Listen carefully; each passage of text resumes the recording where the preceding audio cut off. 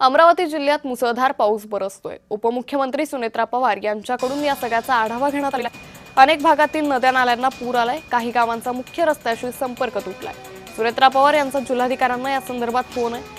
अमरावती जिल्ह्यात पुरामुळे जनजीवन विस्कळीत झाले, काही गावांचा मुख्य रस्त्याशी संपर्क तुटलाय। उपमुख्यमंत्री सुनेत्रा पवारांनी अमरावतीचे जिल्हाधिकारी आशिष येरेकर यांच्याशी दूरध्वनीवरून संपर्क साधून जिल्ह्यातील पूरस्थितीची सविस्तर माहिती घेतली आहे।